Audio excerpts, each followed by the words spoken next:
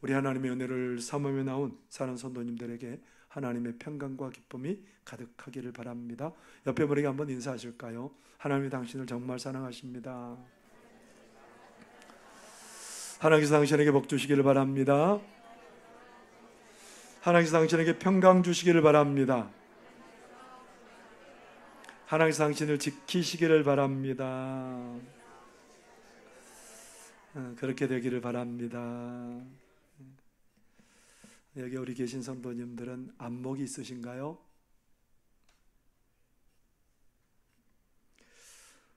안목이 뭐죠? 중요한 것을 중요하게 여길 줄 알고 귀한 것을 귀하게 여길 줄 아는 것이 좋은 안목을 가진 사람이라고 할 수 있습니다. 예수님께서도 산상보훈의 말씀 속에서 안목이 얼마나 중요한지 우리에게 말씀해 주셔요. 마태복음 7장 6절에 보면 예수님이 이런 말씀하십니다. 거룩한 것을 개에게 주지 말며 너희 진주를 돼지 앞에 던지지 말라. 그들이 그것을 발로 밟고 돌이켜 너희를 찢어 상하게 할까 염려하라. 돼지는 뭘 줘야 돼요? 돼지는 먹을 걸 줘야 제일 기뻐하죠.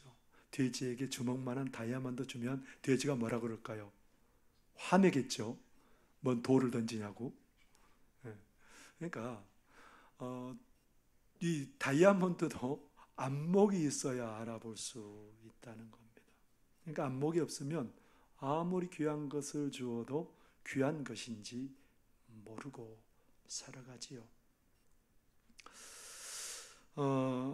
어떤 사람의 안목이 내가 어떤 안목을 가졌느냐에 따라서 삶의 방향이 달라진답니다.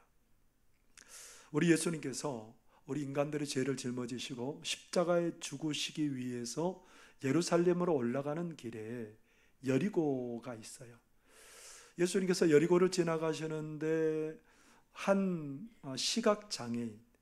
시각장애인이니까 아무것도 못하잖아요. 그래서 거리인으로 살 수밖에 없죠. 거리인으로 살면서 살아가는데 길가에 앉아 있는데 누군가가 웅성웅성해요. 예수님 지나가신다는 거예요. 그래서 이 시각장애인 바디메오가 크게 외칩니다. 다윗의 자손 예수여 나를 불쌍히 여기소서 크게 외쳤답니다. 그러니까 사람들이 조용해 그랬대요. 평상시 같으면 그 바디메오가 다른 사람이 얘기하면 주눅 들어서 그냥 그 소리대로 움직여요. 왜냐하면 그 소리 안 들으면 못 얻어먹잖아요. 근데 이번에는 그 소리에 주눅 들지 않고 더 크게 소리 질러요. 다윗의 자손 예수여 나를 좀 불쌍히 여겨 주십시오. 훨씬 더 크게 소리 질러요. 그러니까 예수님께서 가던 길 멈춰서서 저 시각장애인을 부르라는 겁니다. 사람이 가가지고 예수님이 너를 부르신다. 그러니까 이 시각장애인 바디메오가 자기의 겉옷을 내려놓고 버려두고 싶게는 예수님께 막 뛰어갑니다. 일어나서 예수님께 갑니다. 이 겉옷이 어떤 의미인 줄 아세요? 그냥 단순히 옷인 게 아니에요. 이 옷은 그 시각장애인 바디메오에게 있어서 절대 놓칠 수 없고 잃어서는 안 되는 거예요. 왜냐하면 그 추위를 막아주는 이불 대용으로 사용하는 게 이 겉옷이었기 때문에 그렇습니다. 근데 바디메오가요 이상해요. 자기 보물 목록 1호인 그 겉옷을 내버려 두고 예수님께 뛰어 일어서서 갔답니다. 이 바디메오는 지금 뭐가 가장 중요하다고 생각해요? 사람들의 그 소리보다 그리고 자기가 가지고 있는 이 겉옷보다 훨씬 더 중요한 게 있다는 거예요. 그분이 누구예요? 예수님. 예수님이 그의 삶에는 가장 중요하다는 그런 안목이 있는 거예요. 그래서 예수님께 갔더니 예수님 뭐라고 말해요? 네가 뭘 원하느냐? 그랬더니 이 바디메오가 뭐라고 말해요? 보기를 원합니다. 이 바디메오가 그렇게 예수님을 소중히 여겼던 이유는 그 예수님이 자기의 눈을 뜨게 할 걸 믿기 때문에 그래요. 바디메오는 정말 소중한 것을 소중히 여길 줄 아는 안목을 가진 사람이었던 거지요. 이 놀라운 안목으로 인해서 어떤 일이 벌어졌을까요? 마가복음 10장 52절에 이렇게 말씀하십니다. 예수께서 이르시되 가라, 내 믿음이 너를 구원하였느니라 하시니 그가 곧 보게 되어 예수를 길에서 따르니라. 그가 뭐하게 되었다고요? 보게 되었대요. 왜 그가 보게 됐을까요? 그가 예수님을 가장 소중히 여기는 안목이 있었기 때문에 그렇습니다. 그의 안목이 은혜를 경험하게 한 거지요.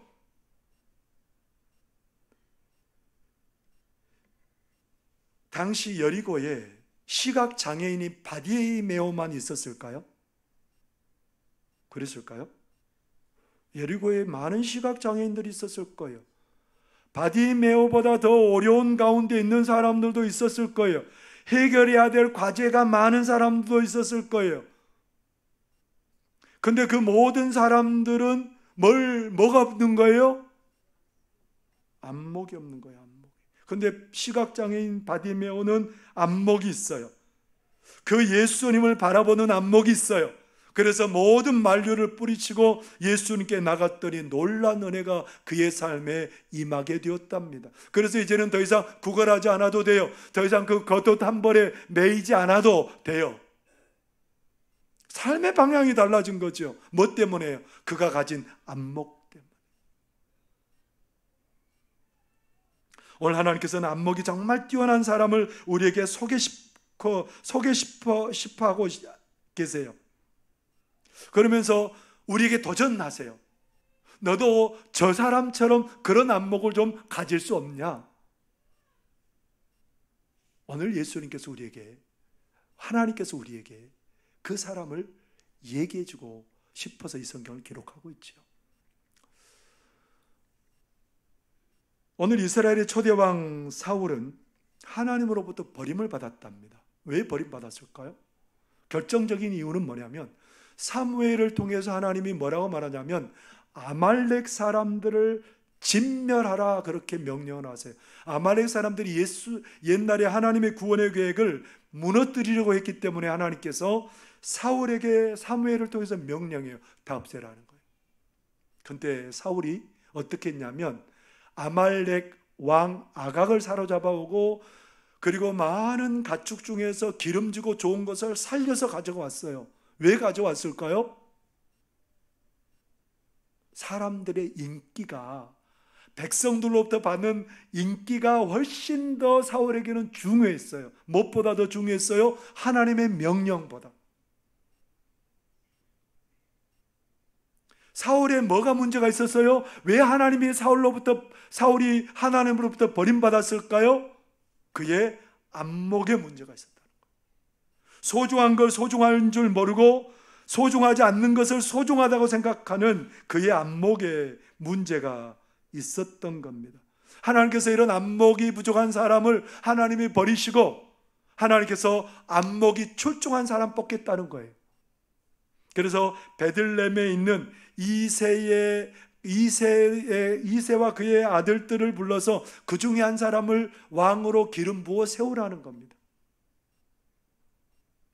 사무엘이 하나님의 명령대로 베들레헴에 가서 식사 자리에 이새와 아들들을 초대했답니다. 이새가 아들들을 지나가게 하는데 장남 엘리압이 지나는데 얼마나 멋지게 생겼는지요. 사울처럼 멋쟁이에요. 외모도 준수하고 장남이니까 그 8형제의 장남이니까 지도력도 있고 보니까 너무 멋져요.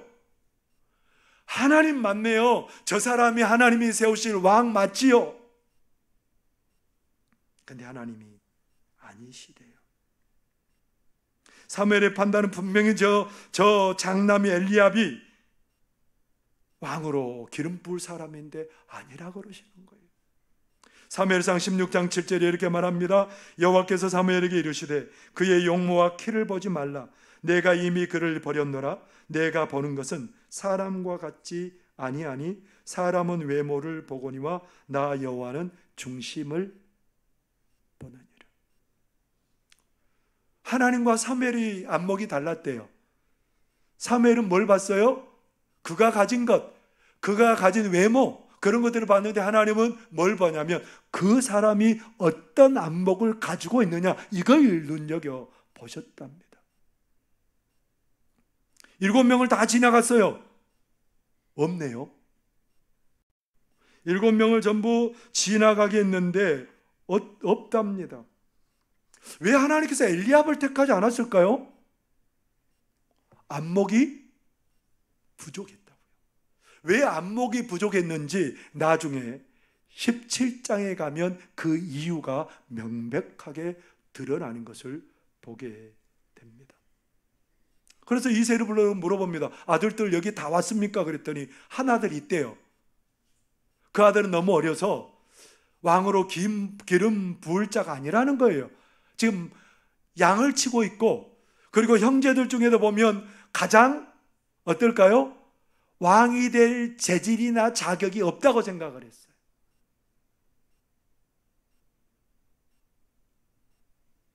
그게 사람들의 눈이었어요. 근데 사무엘이 말합니다. 빨리 가서 데려오라고. 그 아이를 데려오기 전에는 내가 식사 자리에 앉지 않겠노라고. 그래서 사람을 시켜서 얼른 데리고 왔는데 어떻게 소개를 하고 있냐면요, 12절 이렇게 기록하고 있습니다. 우리 12절의 말씀 함께 읽겠습니다. 시작. 이에 사람을 보내어 그를 데려오매 그의 빛이 붉고 눈이 빼어나고 얼굴이 아름답더라. 여호와께서 이르시되 이가 그니 일어나 기름을 부으라 하시는지라. 다윗의 모습이 어땠답니까? 눈이 빼어나고, 눈이 빼어났답니다. 새번역 성경에서는 이 구절을 어떻게 번역하고 있는지 우리 자막을 보면서 함께 읽겠습니다. 시작. 그래서 이새가 사람을 보내어 막내 아들을 데려왔다. 그는 눈이 아름답고 외모도 준수한 홍안의 소년이었다. 주님께서 말씀하셨다. 바로 이 사람이다. 어서 그에게 기름을 부어라. 눈이 어떻다고요? 다윗을 보니까 안목이 빼어난 사람이었다는 거예요. 사람의 판단에는 어리고 이것도 안 갖춰주고 저것도 안 갖춰줬지만 그는 뭔가 하나가 있었다는 거예요. 그게 뭐예요? 하나님이 인정한 뭐가 있었다는 거예요. 그의 눈이 아름답고 빼어난 사람이었다. 다른 말로 하면 안목이 출중한 사람이었다는 겁니다. 다윗의 안목이 그렇게 출중한지 뭘 보고 알 수 있습니까? 바로 17장에 그 이유가 등장하고 있습니다. 블레셋과 이스라엘 백성들이 싸움터에 있었답니다. 여러분, 블레셋은 늘 이스라엘을 괴롭히는 그런 나라였습니다. 그래서 사울 임금이 백성들을 데리고 이제 블레셋과 싸우기 위해서 전쟁터에 있는데, 그 전쟁터에 누가 있었냐면 다윗의 세 형들이 거기에 있었어요. 전쟁에 나가 있었어요. 그래서 아버지 이새가 다윗에게 너 형들 잘 있는지 안부 좀 확인하고 오라고 그렇게 전쟁터에 보냈습니다. 전쟁터에 갔더니 이스라엘 백성들은 있는지 없는지 존재감이 없어요. 완전히 사기가 바닥을 치고 있습니다. 적군의 장군 골리앗이 나와가지고 3m나 되는 그 골리앗, 그리고 입은 갑옷만 해도 60kg, 창은 배틀째 같아서 한번 휘두르면 적군이 축풍낙엽처럼 쓰러질 수밖에 없는 그런 위세를 자랑하고, 그의 앞에는 방패든 사람이 있어서 누구도 골리앗을 무너뜨릴 수 없어요. 나와서 싸워보자는 거예요. 그런데 다 이스라엘 백성들은 눈치 서로 보면서 슬슬 피합니다. 혹시나 내가 지명되지 않을까 너무너무 놀라서 슬슬 피하고 있습니다. 그러니까 사울 임금이 너무너무 답답해서 상을 내걸었답니다. 그 상이 뭐였냐면 내가 많은 재물을 줄 것이고, 그리고 내 딸을 너에게 주어서 사위 삼을 것이고, 그리고 아버지 집의 모든 그 세금이나 그런 것들을 다 면제해 줄 것이다. 여러분, 무슨 얘기예요? 내가 너 부자 되게 해줄게. 너의 명예도 내가 줄게. 권력도 줄게. 다 줄게. 여러분, 이 정도 되면 어떻게 하시겠어요? 저 같으면 나갑니다. 왜 웃으세요? 저 같으면 막 나가서 되든지 안 되든지 막 싸울 것 같아요. 왜냐하면 이것도 주고 저것도 준다니까. 근데 아무도 안 나갑니다. 쥐두군 듯이 조용합니다. 얼마나 사람들이 겁을 먹었는지 아무도 말 안 해요. 근데 여러분, 그때 다윗이 뭐라 그랬을까요? 사무엘상 17장 26절의 말씀을 같이 한번 읽어볼까요? 시작. 다윗이 곁에 서 있는 사람들에게 말하여 이르되 이 블레셋 사람을 죽여 이스라엘의 치욕을 제거하는 사람에게는 어떠한 대우를 하겠느냐? 이 할례 받지 않는 블레셋 사람이 누구이기에 살아계신 하나님의 군대를 모욕하겠느냐?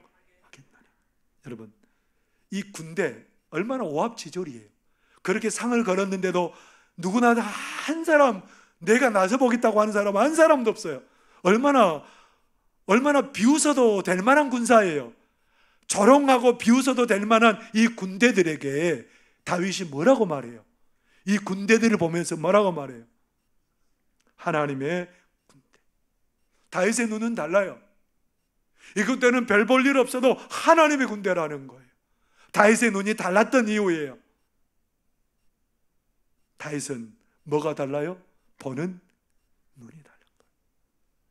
그러니까 그 제일 큰 형, 아까 누구라 그랬어요?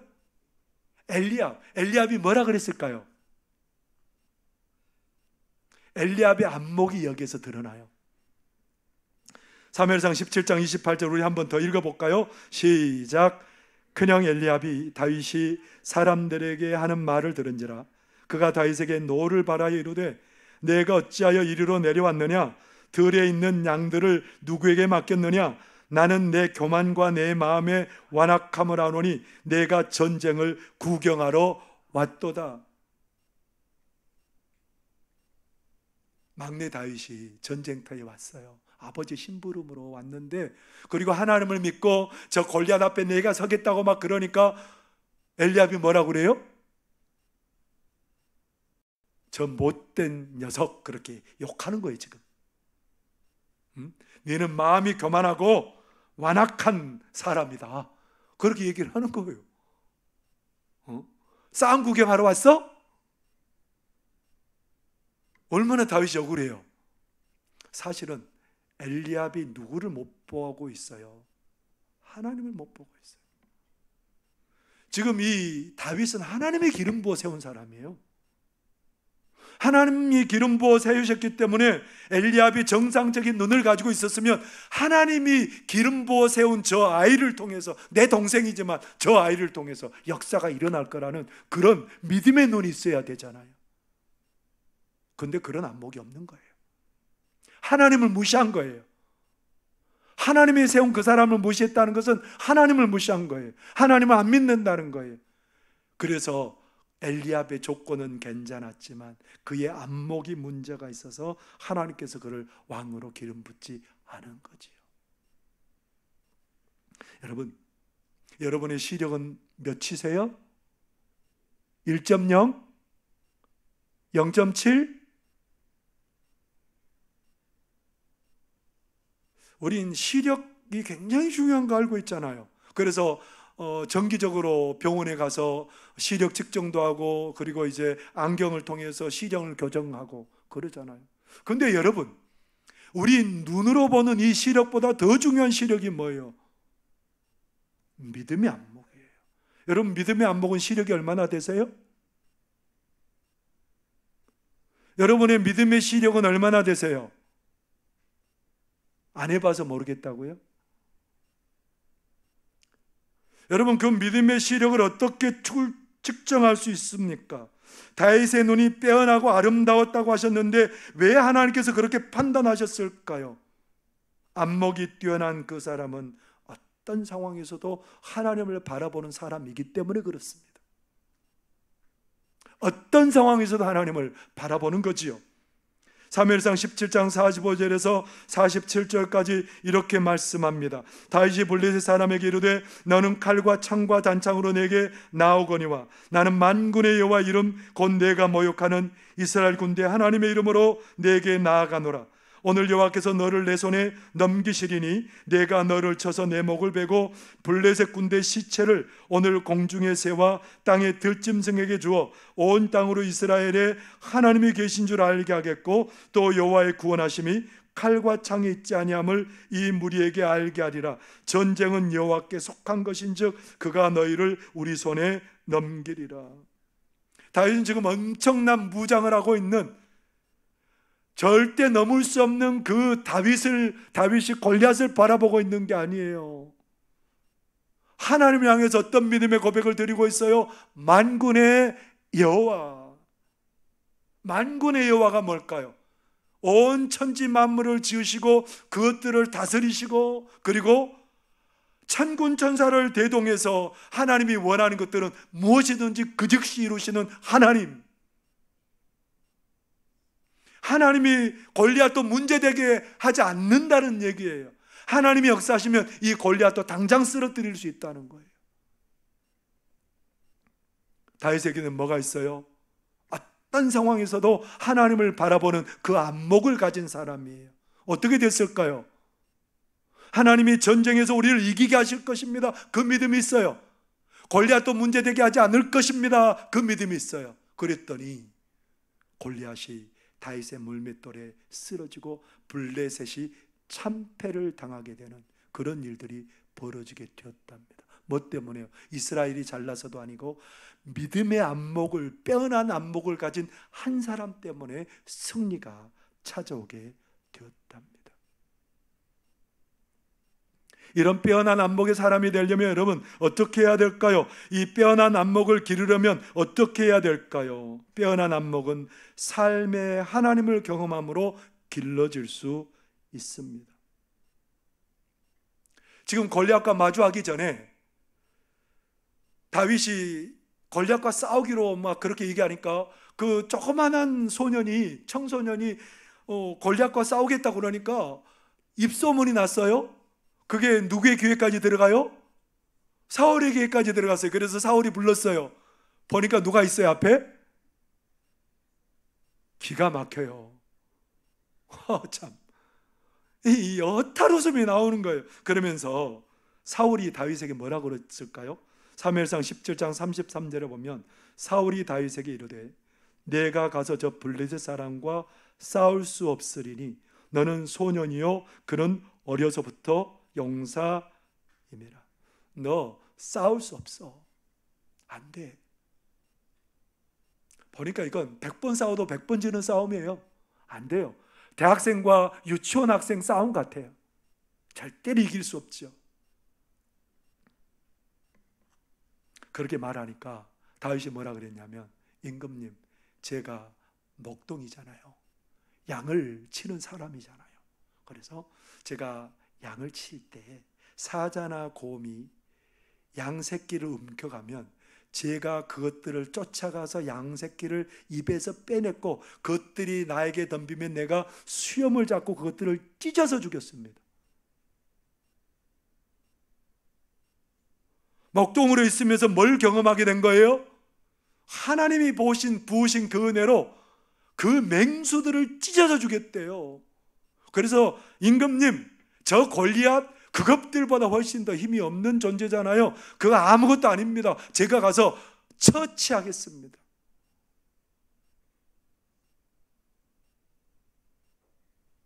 다윗은 양을 치면서 뭐가 쌓인 거예요? 하나님이 나를 그렇게 하셨다라는 것들을 아는 거예요. 하나님이 사자와 곰이 문제가 되지 않게 한다는 것을 알고 있는 거예요. 삶의 경험을 통해서 나는 하나님을 보는 안목을 기르게 되었습니다. 여러분, 우리 하나님께서 우리 삶 가운데 역사하시는 하나님입니다.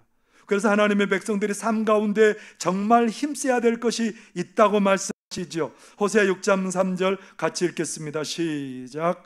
그러므로 우리가 여호와를 알자. 힘써 여호와를 알자.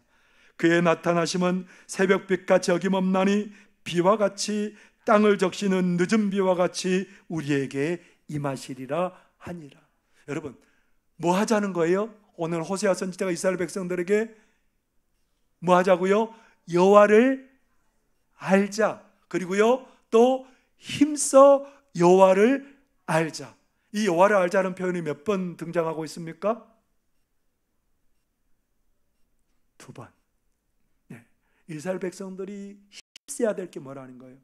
여호와를 이 안다는 말은 경험에서 안다는 거예요. 삶의 경험을 통해서. 그 하나님 어떤 하나님이라고요? 새벽빛같이 임하셔서 우리의 어둠을 한꺼번에 몰아쳐 물려내시는 하나님. 그리고 늦은 비를 내리셔서 우리의 삶의 열매로 가득하게 하시는 하나님.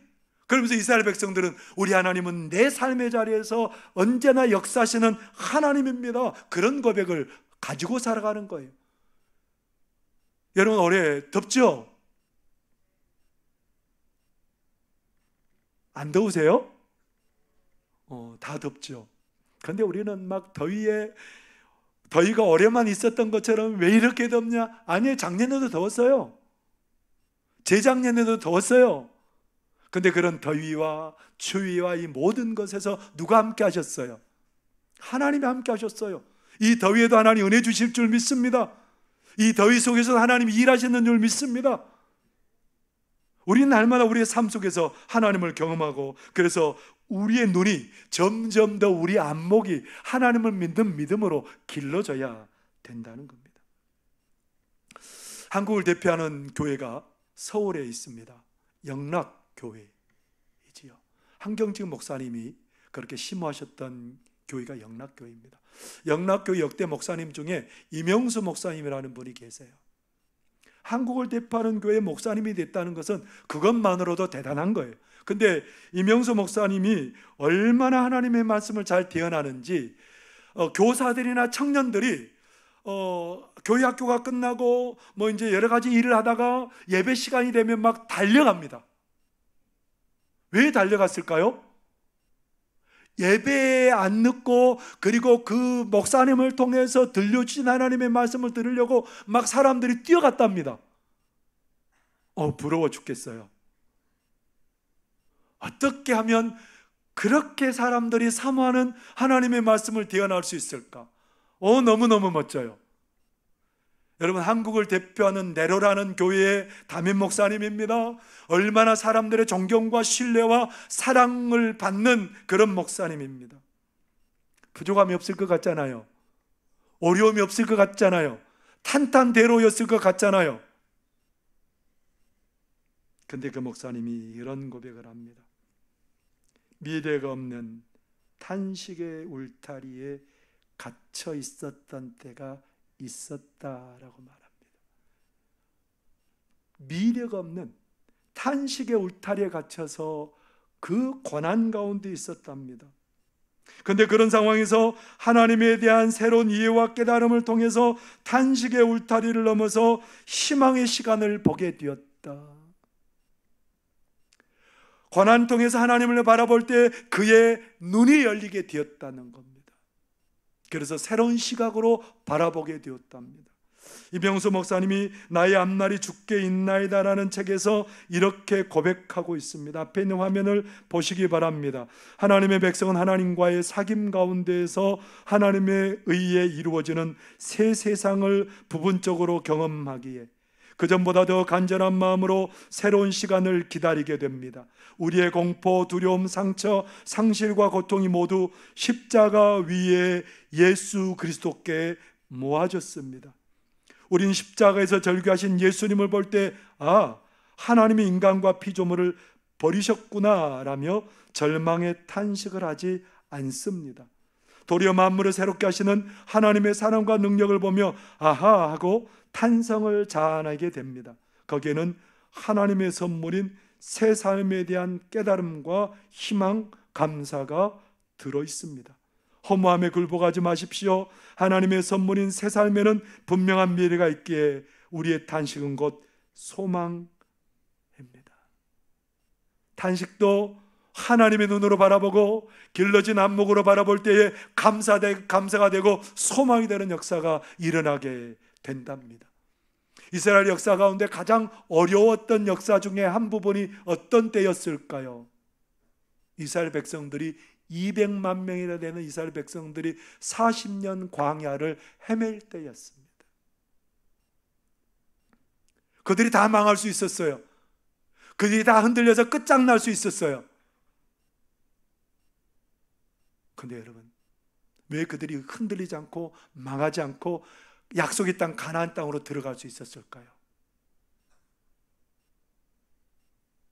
다른 데 있는 게 아니에요. 뛰어난 안목을 가진 한 사람 때문에 그렇게 된 거예요. 그것을 신명기 34장 7절에서는 이렇게 우리에게 소개하고 있습니다. 함께 읽겠습니다. 시작. 모세가 죽을 때 나이 120세였으나 그의 눈이 흐리지 아니하였고 기력이 쇠하지 아니하였느니라. 그들을 인도했던 모세가 120세의 사명 끝까지 감당할 때까지 그의 눈이 어땠다고요? 시력 2.0을 유지했다는 말일까요? 그게 아니고요. 하나님을 의지하는 탁월한 그 안목, 문제가 있을 때마다 하나님께 무릎 꿇고 하나님이 해결해 주실 것을 믿고 하나님의 사랑을 믿고 단단하게 나갔던 그 믿음의 안목을 가진 모세 때문에 이스라엘 백성들이 흔들리지 않고 가나안 땅에 나중에 들어가는 주춧돌을 마련하게 되었답니다. 여러분, 어떤 사람이 복을 누리게 됩니까? 믿음의 탁월한 안목을 가진 사람이 복을 누릴 줄 믿습니다. 그 안목이 탁월한 사람은 어려움 중에도 하나님을 바라보는 사람이고요, 내 일상의 삶에서 하나님을 바라보는 안목을 기르고요, 그 안목 때문에 어떤 상황이 닥쳐도 흔들리지 않는 삶을 살게 되는 복을 누리게 될 줄 믿습니다. 여러분이 탁월한 안목의 소유자들이 되시기를 바랍니다. 기도하겠습니다. 사랑하는 하나님 아버지, 고맙습니다. 우리의 눈은 가려져서 보이지 않습니다. 하나님 아버지, 그래서 우리는 요동치고 무너지고 낭망하고 쓰러집니다만 하나님의 시간 우리의 영안을 열어 주옵소서. 다윗처럼 탁월한 안목을 우리에게 허락하여 주옵소서. 다른 것들을 바라보지 않고 오직 하나님을 바라보게 하여 주시옵시고, 삶에서 역사하셨던 하나님 때문에 탁월한 안목을 가질 수 있는 그런 저희들 되게 하여 주옵소서. 예수님 이름으로 기도하옵나이다. 아멘.